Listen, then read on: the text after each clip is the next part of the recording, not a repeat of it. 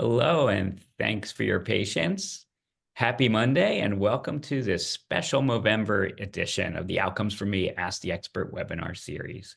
Today, we're privileged to connect you with a leading expert in prostate cancer who's here to address your questions and share insights drawn directly from our community.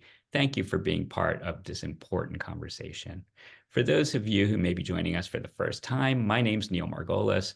I lead the development of clinical content and treatment algorithms at Outcomes for Me. Our platform, driven by the latest AI technology, is dedicated to empowering cancer patients by providing them with personalized evidence-based treatment options and vital information.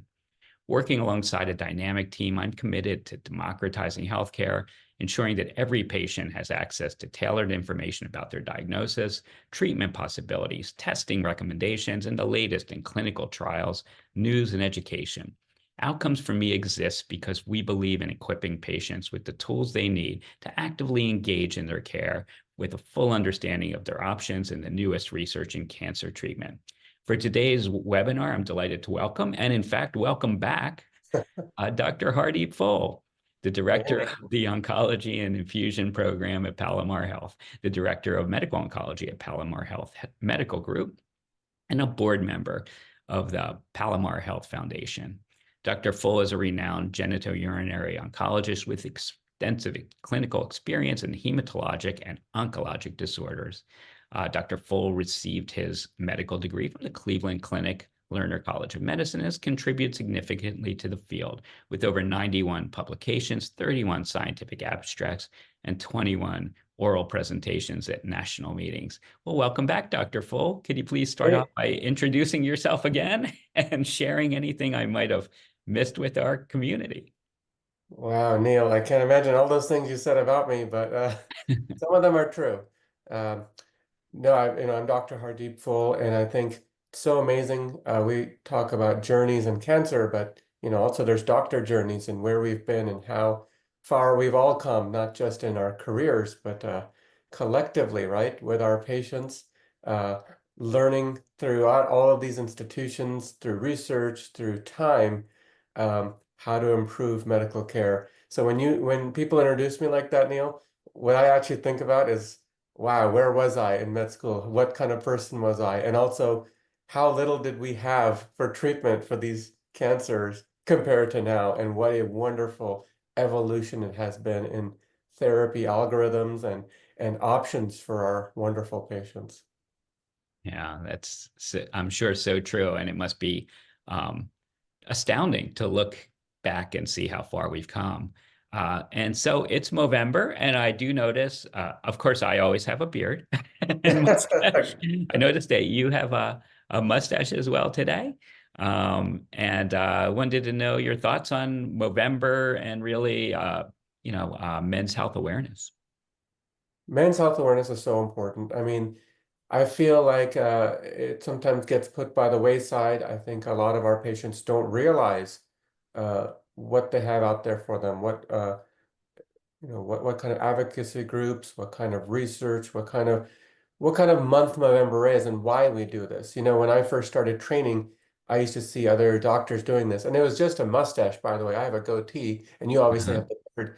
And it would be just a mustache, and I would see people walking around and say, "What are you doing? That doesn't make sense." And how do you do that? As I said, it just raises awareness. And when you see another man with that, you start thinking to yourself, okay, think about prostate cancer. Tell the men in your life, in your family, in your friends, and also in your own head, think about what are we doing for prostate cancer today?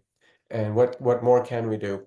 Back to back from October, which is breast cancer awareness, a very massive and probably the most well-funded and well done, let's say, cancer event and cancer awareness initiative is breast cancer with the pink ribbons. We just did that in October with a human drone umbrella video of basically a breast cancer ribbon that we formed in the back lawn of our hospital. And I was thinking, wow, how wonderful. But then I was thinking, as soon as November started, why don't we do that for prostate cancer? It's just as important. It's extremely common. It's not if, but when. And so I think November is more than just, in October, I say, guys, this is about seeing beyond the pink because there's a lot of pink everywhere in October. In November, I say, guys, this is about beyond the stash. do this to increase awareness, but let's raise awareness and let's go beyond just the mustache and let's go advocate and care for these people in our lives with prostate cancer. Yeah, so important, so important. Well, today we'll be talking a lot about prostate cancer and love to get you started talking about diagnosis and screening and some of the questions that came in from our community. What are the early warning signs of prostate cancer? It can be subtle, Neil. Of course, we have tests, and those tests can correspond to larger prostates or symptoms in the prostate. As we all have a prostate that's as men, we all have a prostate that surrounds our urethra, which is the tube that exits the bladder and goes through the penis, and that's what you basically urinate out of. So you can imagine that if you have this, you know, organ, it's kind of like a circular organ, almost like a orange surrounding your urinary outlet. Well, if that gets really big, which is not always from cancer, but if it gets big, you can have issues urinating. This could mean frequency, you urinate a lot, or hesitancy, you go but you can't get anything out, or nocturia, you're waking up a lot at night and peeing more and more. Now, some of that is normal aging, we could call it. We call it benign prostatic hyperplasia or BPH, but that could be an early sign for prostate cancer because it can grow in many of the same ways as a benign process. Some other symptoms, not as common, but certainly as prostate cancer spreads, it loves to go upward, and that could mean into your seminal vesicles, bladder, and then your bones is really where it usually ends up, or your lymph nodes, which are basically drainage basins of the entire genitourinary tract. So I tell men to survey their inguinal canal. This is the areas, the crease in between your thigh and your lower abdomen. If you feel a lumps or bumps there, tell your doctor, examine it. Um, and so those are some of the ways to find it. You can also say, should you find it in a symptomatic manner? Meaning, do you wait for things to happen? Or are there better ways to find it super early when you don't feel it? The analogy in breast cancer care, since we're talking about October and November right now, breast cancer care is a mammogram. You don't wait till you feel the lump, screen for it, and you remove it when it's microscopic, let's say. Okay. So we did have a question from a patient with a family who has prostate cancer and a family history, Mm. and was wondering about how family history affects risk, and very specifically, at what age should his son start getting screened for prostate cancer? Certainly. We're realizing there's families with more enriched prostate cancer, and it's so important. This brings up the idea that we should communicate. And sometimes it's cross-cultural, there's these barriers that people don't want to talk about it. And unfortunately, us men, we also don't like to talk about it. We keep things private sometimes. The importance of this in this setting is you realize, okay, my relative, my uncle, my grandpa, my dad, he had it. He had it at this age. Here was the stage. Here's what he was treated with. Why do that? Well, then you can inform future generations. Hey, this is in our family. It happens usually relatively early. And if it's happening in their 50s or 60s, let's say, we call that usually a high risk prostate cancer. Those are the ones that are not just the ones necessarily by aging and time, but possibly by even genetic signature or mutation. So it's very difficult for example, for me to look at a patient and say, oh, you've got a family history and you don't. I may ask someone, anyone in your family have prostate cancer? And they would say, I don't think so. But that answer is very kind of, they don't think so. How many people have a family tree or have really surveyed, their families? Some people wait till their diagnosis and then start asking and said, oh, all my uncles had it, or I found out my grandpa probably had it. But, do people want to start talking about that? Such a private matter, around the fireplace or around get-togethers, the families have.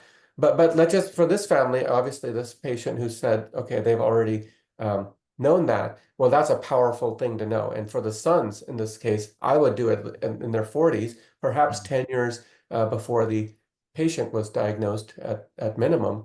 But definitely start either PSAs or even digital rectal exams from the doctor. This is where they stick the finger and evaluate the prostate from the rectum. But PSA is a great way to start as well in that age group. Okay. And speaking of PSAs and digital rectal exam, are there any new screening methods that are coming out or are being used for prostate cancer? Absolutely. I mean, I know what everyone wants to ask because this is always coming up, especially these days. There's a brand new PSA blood test. You can call it a PSA blood test. It's a PSE. It's a prostate screening epi switch. You'll say, what the heck does that mean? It's used in conjunction with PSA. And what is the epi switch? Well, we realized these in the genomic era where a lot of things were diagnosed with DNA testing and more than just, let's say, an antigen that a cancer is secreting in the blood. We're now looking at circulating tumor cells or DNA methylation, let's say, of the gene of which causes cancer, let's say. In this setting, it's basically one of these epigenetic markers, or a few of them actually. And they found when you use PSE along with PSA, you increase both the specificity and the sensitivity of detecting prostate cancer. Specificity is saying, okay, this is high. This is indeed prostate cancer. It's not something else. That's specificity. Sensitivity is saying, okay, if it's normal or negative, I can trust it. That's a good negative predictive value. Okay, I can trust this negative, test here. It's sensitive. So it's a very high predictive and high negative predictive value, positive and negative predictive values, meaning if you have a high PSE, it's more likely along with a PSA to have cancer and a negative one, vice versa. So it can really be really helpful for early diagnosis and deciding who should undergo a biopsy and say, okay, this is most likely prostate cancer. Let's not mess around, guys. Let's get you to the urologist and do a biopsy versus who's probably at a low risk and say, this person can be monitored. And so the thought is you could hopefully reduce unnecessary biopsies and also enhance more aggressive screening or treatment if it is indeed more positive, let's say. Okay. That's very interesting. I was not familiar with the PSE. Is that starting to show up in the clinic? Not so much.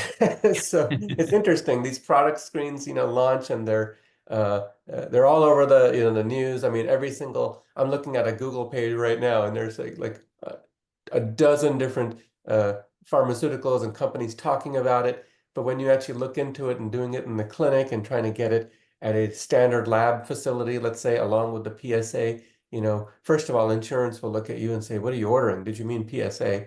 And second of Mhm. all, the lab facility you send patients to may not have such a test yet. So I think it's up and coming. I think it's going to be very important. It'll be a game changer. And I think as we need to educate people about it, because I think a lot of folks are going to want to say, I want that. And a lot of people are going to say, I want PSC, not PSA. And that's also not the answer. You Mhm. want both, and you want to combine the strength of both. And most likely what's going to happen is people will use the PSA like standard. And when a weird one or a high one comes up, or a negative one comes up, but the patient has symptoms or has a strong family history, they'll start saying, oh, let's add the PSE to it. I think that may be the early way this gets incorporated. So in a situation now when somebody has a high PSA, what are the things that doctors look at before they get to the point of ordering a biopsy? A lot of things. I mean, family history was one. Um, Imaging. Let's go over there and then get an MRI of the prostate. Let's see if there's any lesions inside. An exam. Let's examine the areas of the genitourinary tract, a rectal exam as well. Those are some things you can do. All the way up to, let's do some genomic sequencing and or Mhm. uh, prostate biopsy, right? If something's suspicious in there, or if just the PS is high and there's no lesion on an MRI, well, let's do a sampling.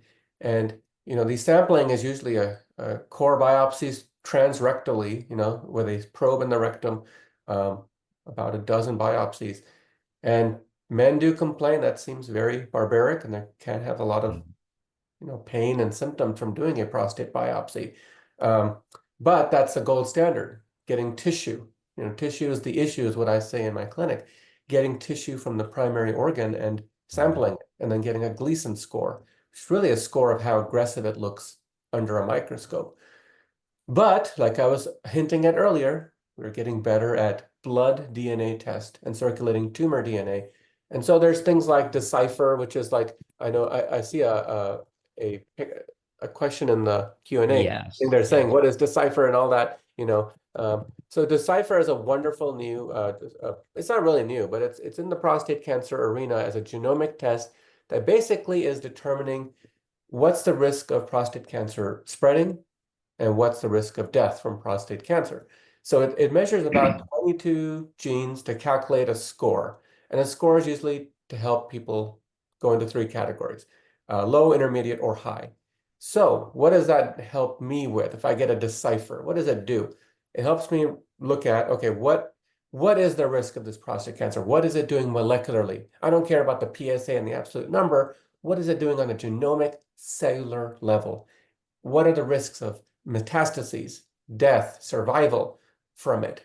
But more importantly to me and to other doctors like radiation doctors and urologists, does this patient in front of me, would they benefit from hormone treatment, androgen deprivation? Um, what is the risk after taking out the prostate if we did a prostatectomy? What is the risk with radiation? And could we just do surveillance alone? So it's a little more sophisticated way of doing kind of stratifying patients and doing a little more digging and thinking what's risk level. Now, I'll tell every patient this. A risk level on a piece of paper is not the same risk tolerance level of the individual in front of you. It's so important to advocate for the person in Mm. front of you. So if someone in front of you is very scared of surgery or says to you, I want to monitor this, I'm okay with some risk, well, you take on that risk with the patient. You lift them up and say, I've got you, I'll help you with that goal. Whereas if someone even low risk says, I am scared, I want this prostate out, I understand the risks of that, can you please get me through that so I feel better at night and sleep better about it? Absolutely, that's my goal. And so we have these tools, but it's important to realize they're just tools, they're guides. You have to still help reflect, what the individual wants. Yeah, and I think we get a lot of questions as well. And so moving on to treatment options, and we're going to go through an array of them.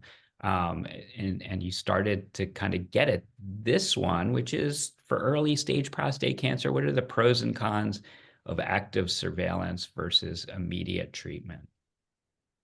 Well, like I said, we'll never know which patients we could have just watched, let's say with Mhm. really low risk disease, and either really delayed treatment for maybe years or decades, or never needed it in the first place. And then the ones that we we should have already, should have treated based on, we knew it would be risky and therefore they shouldn't have been on active surveillance. Now with the tools that I mentioned, we'll hopefully do better with that and know the ones who are on surveillance, who are watching PSAs and doing exams, the ones more likely to progress, maybe who should have heightened surveillance and who should be prepared for that conversation of not if, but when. Um, but certainly, surveillance is a good thing. I again go back to screening. You screen, you have let's say a risk factor like a high PSA. All you're doing with active surveillance is basically reacting to that screen and doing something about it. So it's not, this is the misnomer people have. Oh, that means I'm not doing anything about it. I'm just going to leave it alone. Active surveillance is active.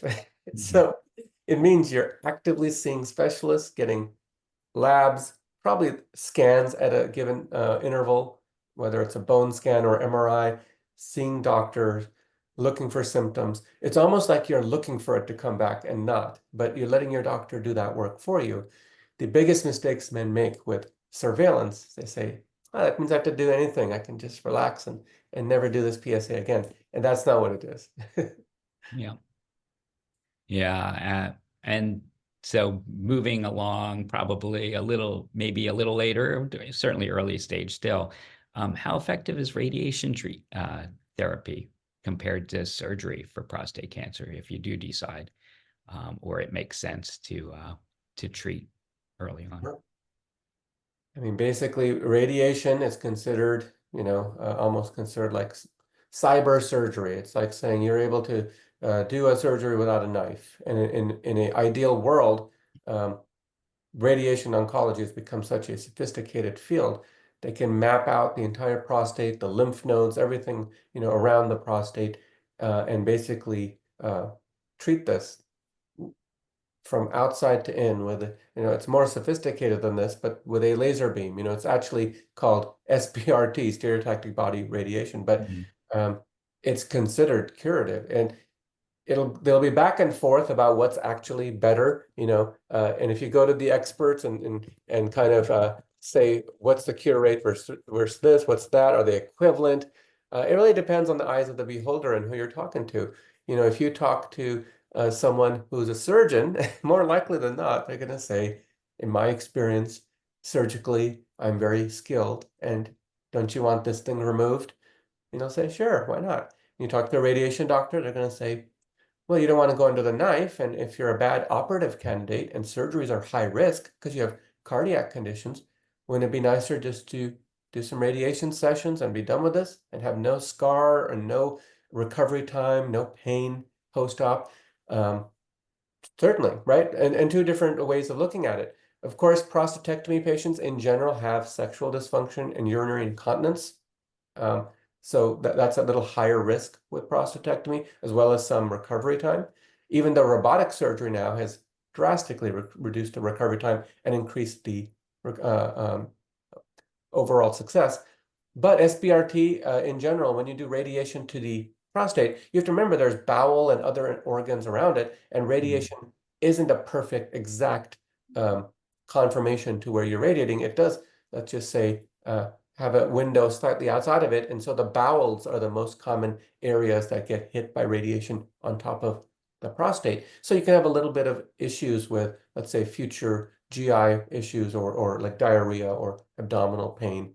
Um, but, you know, it's thought there's a lower recurrence risk with SBRT or EBRT. These are, again, radiation modalities.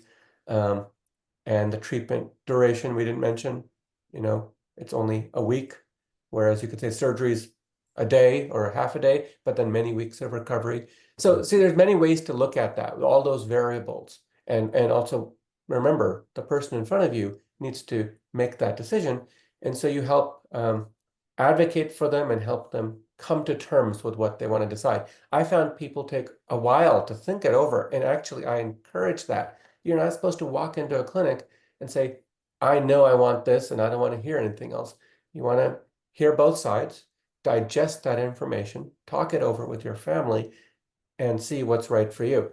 But in the future, I don't know that we know what is the only right choice. Would radiation be the only, and prostatectomy will one day become a thing of the past? Perhaps. We don't know yet. Yeah. We also have a question from a patient who had a prostatectomy and then has now had a biochemical recurrence of PSA. It's going to be a lot of terminology that maybe you can define, and was wondering about salvage radiation, concerned about the side effects of salvage radiation, and wondering, are there studies of genetic or targeted treatment of biochemical recurrence that would allow one to avoid those serious radiation side effects?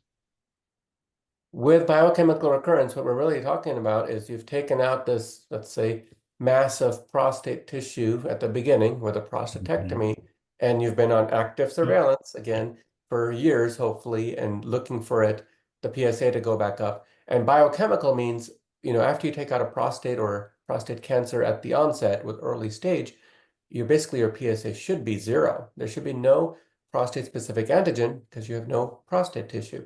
So when you start to see these numbers climb, you start to say, well, there's no prostate tissue. There's got to be something there that's floating around, so to speak.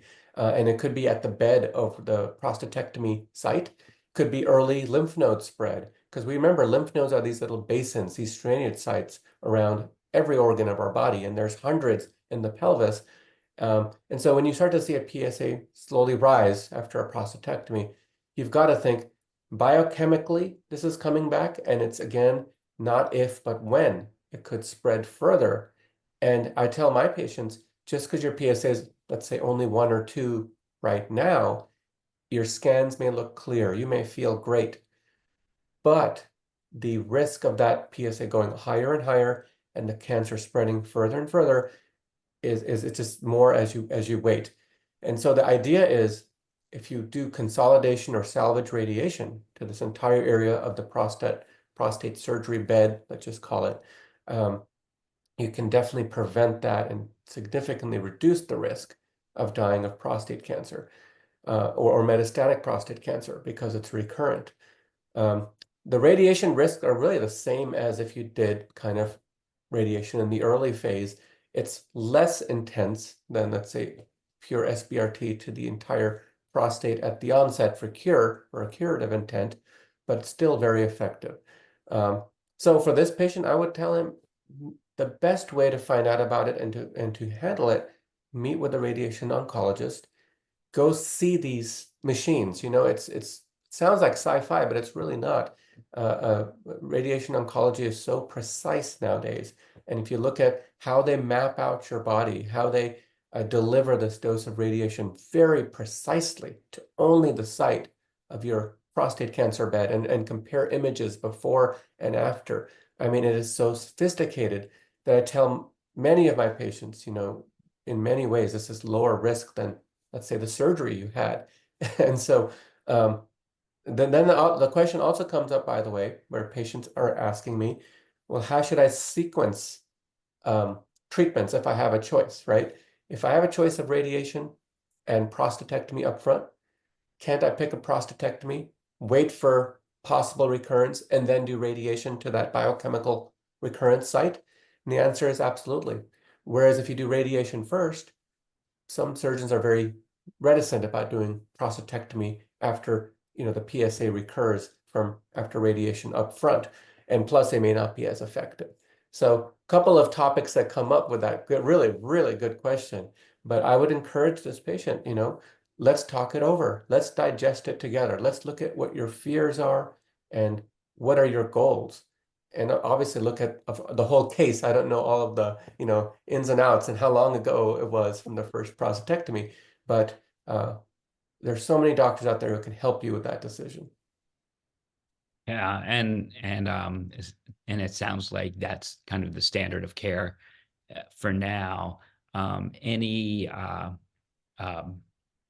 targeted or genetic therapies that you think are either coming down the pike or that you're aware of have clinical trials?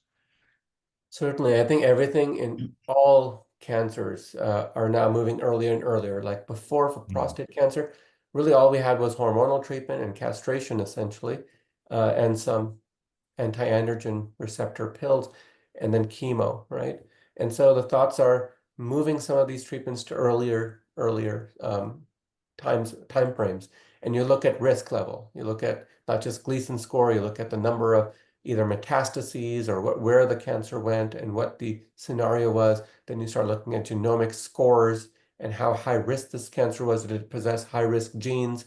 But with that said, do we have genomic therapies yet where you actually alter such things on the genomic level? Immunotherapy, you know, people talk about that in other cancers. Mhm.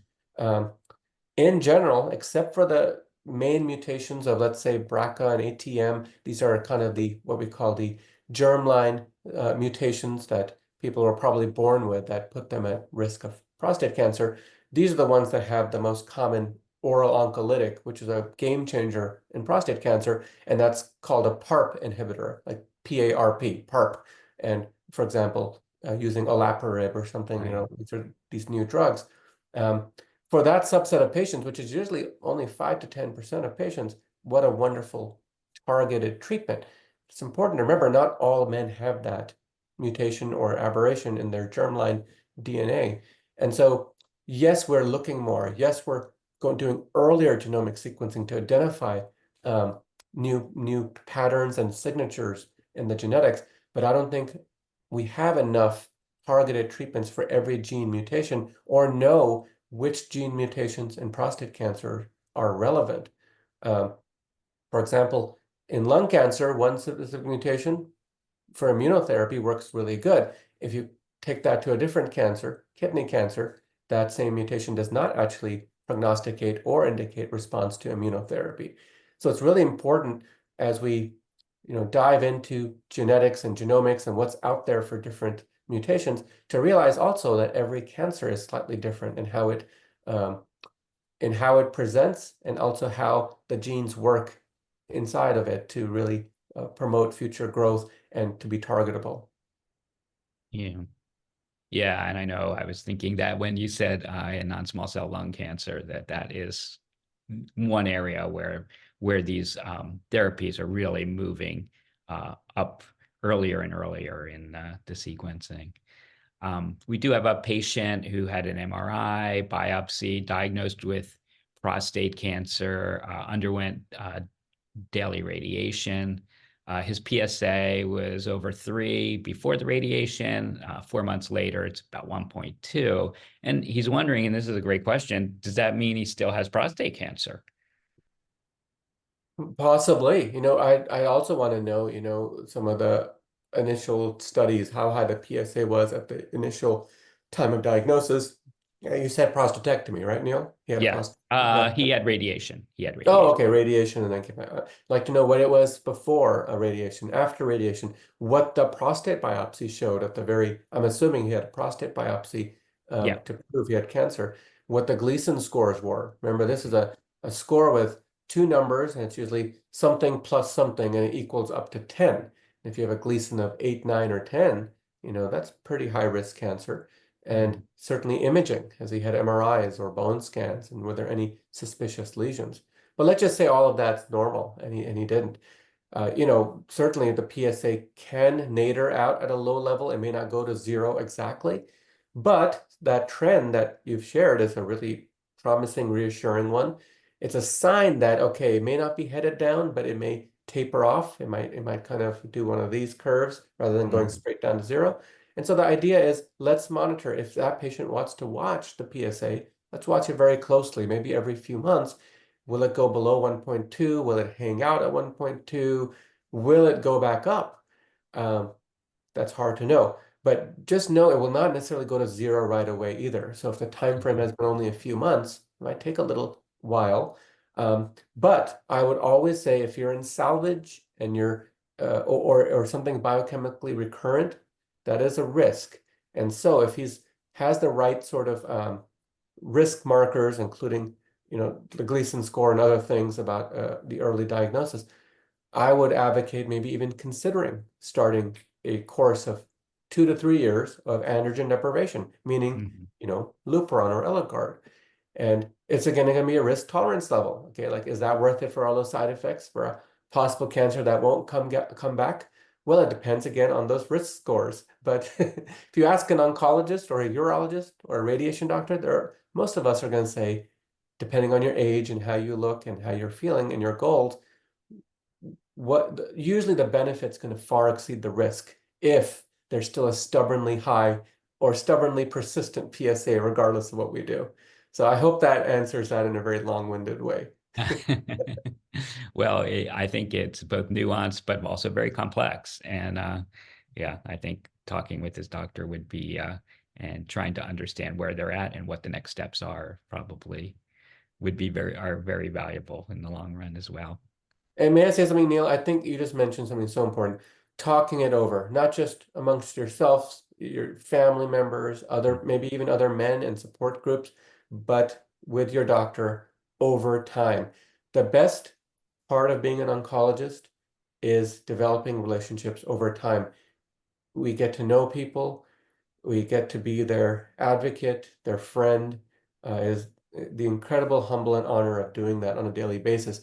But when it comes to a decision like you just mentioned, Neil, someone you've known over years, who you've seen their doubts, seen their fears come out, seen their triumphs come out, you're better able to advocate for people. You're better able to say, "Oh, I know what you want. I know this is in line with what you've always told me. I feel comfortable now doing what you're saying because this is consistent." That therapeutic relationship is so important because you want someone who reflects what you want and what you think is reasonable, but also to be honest with you and say, you know, I like your thoughts, but I would do this, and this is why. And we've talked about this over several visits, and you've digested it. That's a far more impactful therapeutic environment than I saw someone once for a second opinion, or once or twice, and I haven't seen them ever again. Mm, That active surveillance is actually where you develop such a relationship because you see someone over time and you talk sure. about what if scenarios and what if this happens and what do you think of this and should I do this?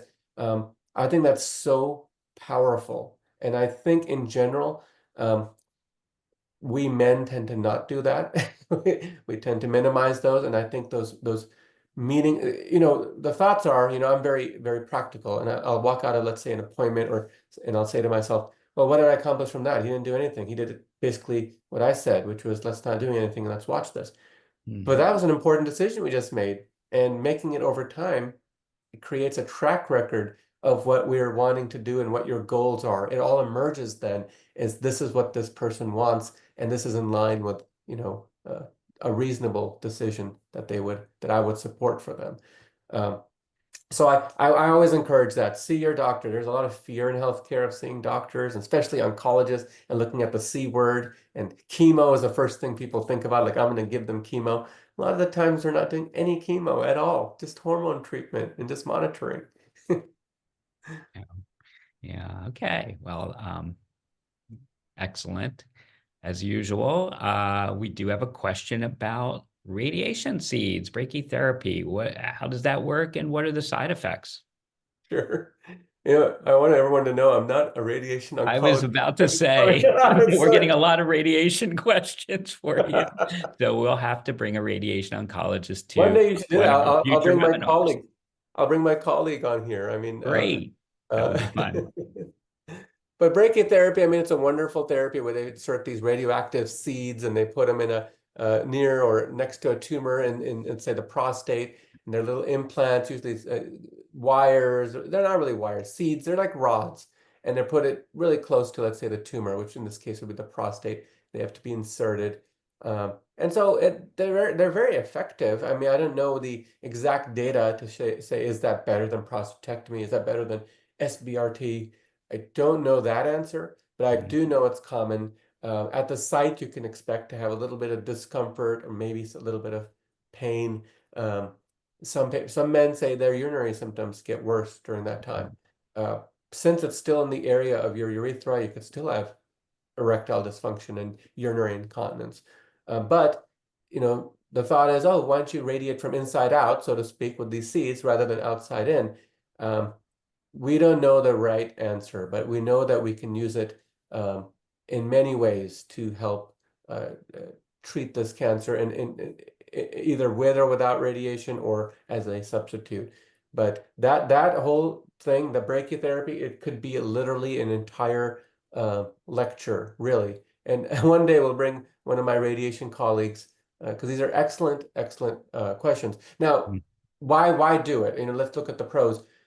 Well, the thought is, why radiate the entire prostate or tissues that are benign if you can just put a little pellet next to just the active tumor cells? So that would be, let's say, the pro. And you could say, oh, just by radiating a small part of the prostate, let's say, oh, that's going to be more specific and delivered to just one area, right? Wouldn't that be better?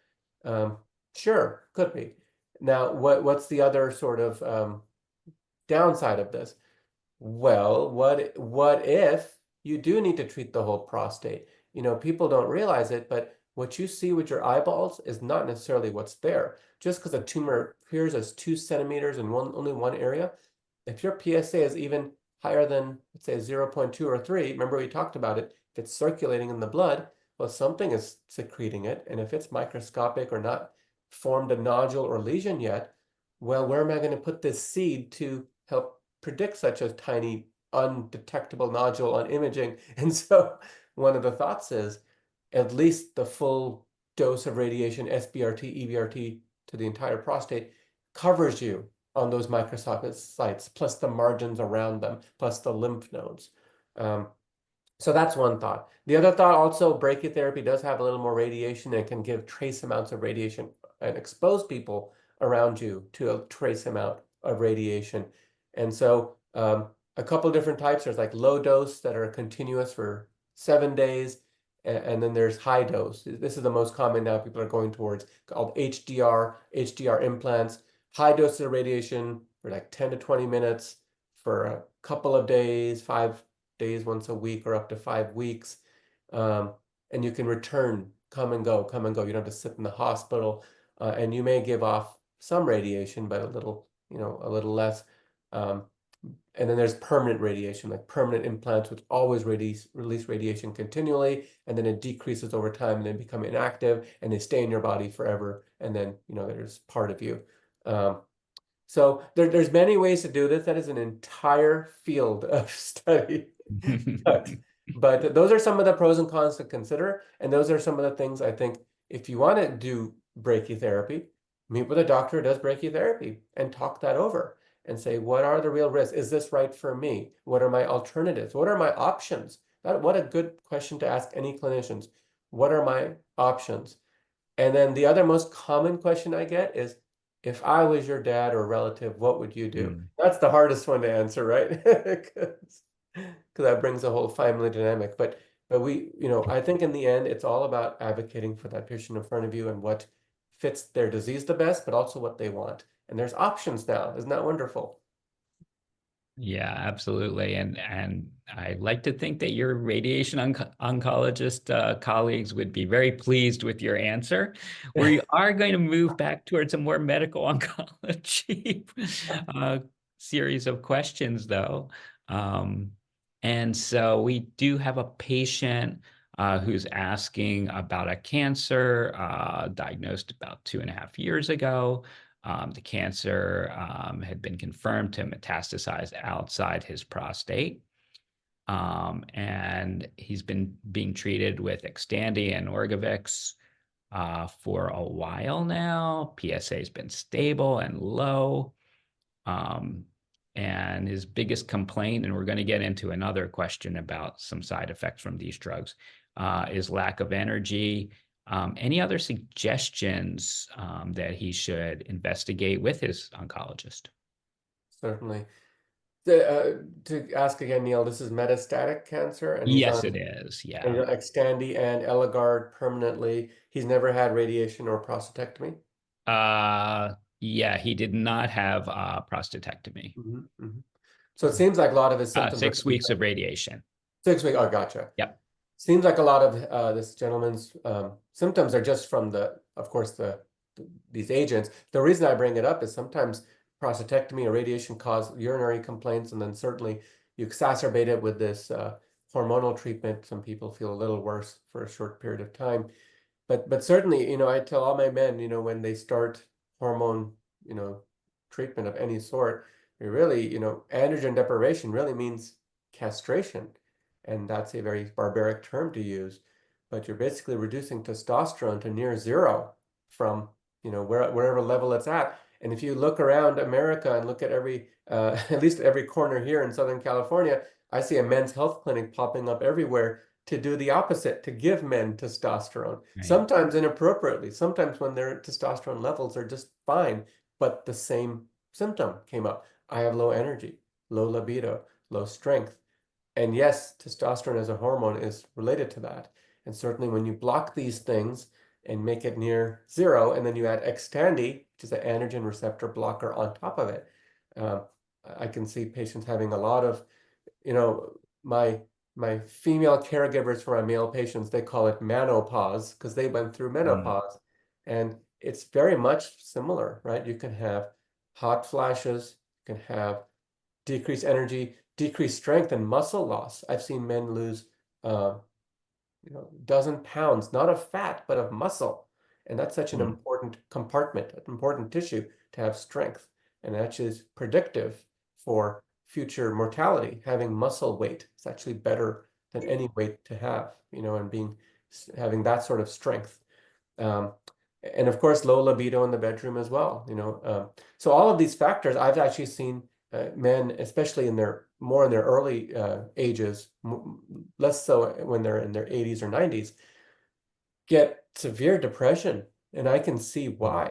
When you're hit with a bombarded hormonal treatment that's working, and yay, your PSA is less than 0.1 or zero, but your journey now is impacted and you feel awful, and the things you used to enjoy, the things that bring pleasure, are gone.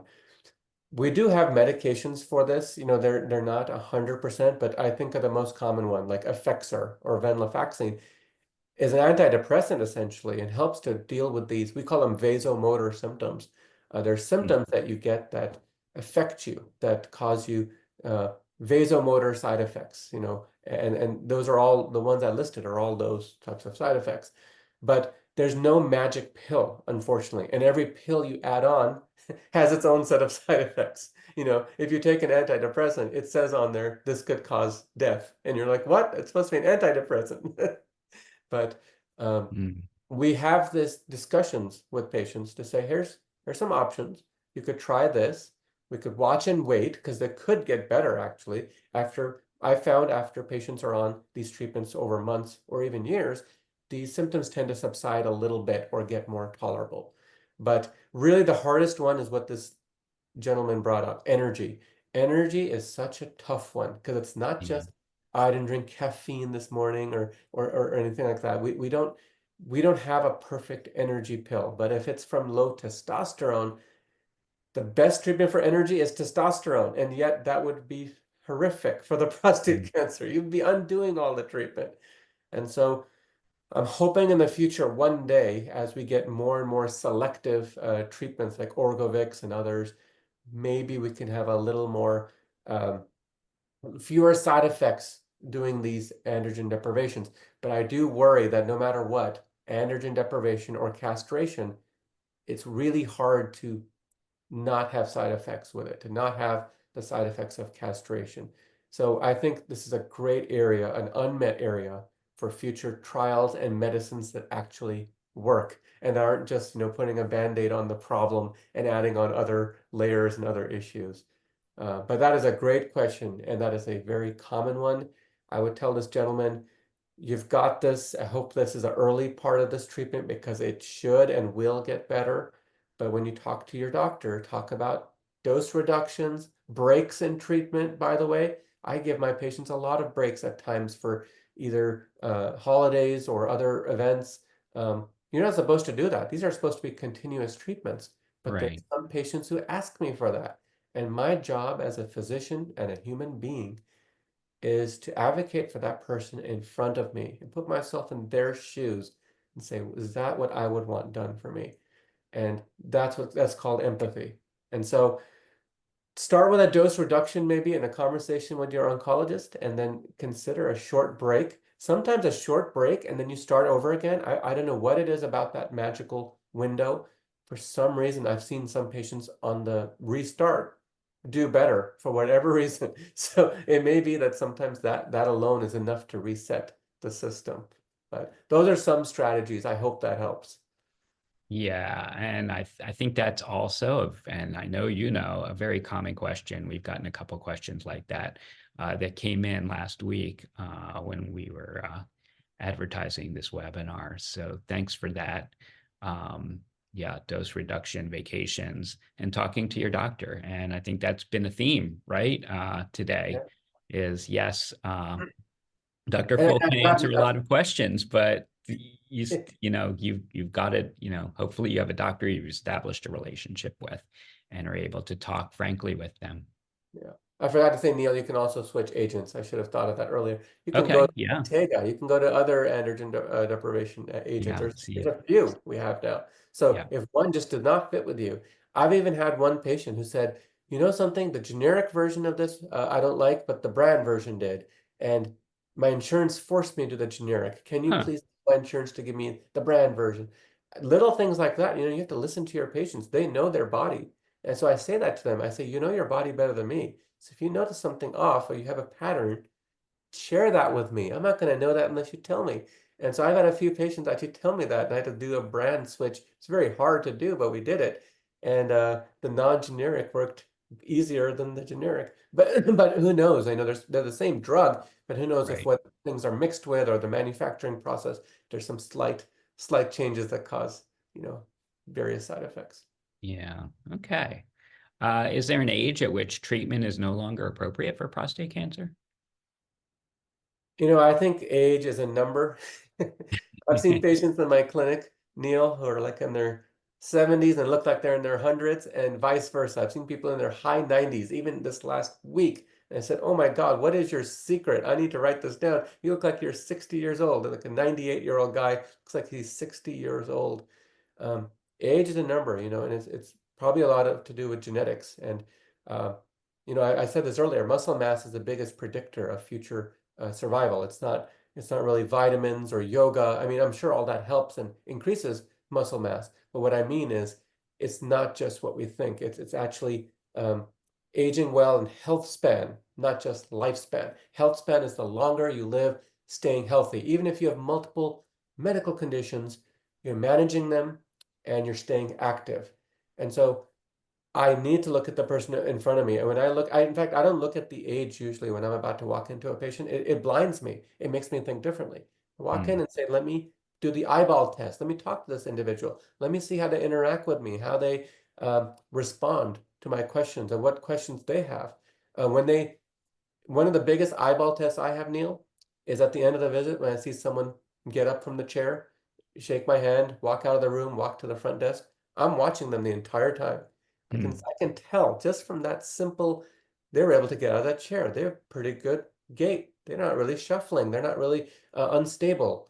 Whether or not they have a cane or walker is a separate issue. But you can tell a lot from core strength and lower extremity strength from just a simple up from chair to stand test and walk. Um, and so a lot of these factors help me think about, what can we do safely?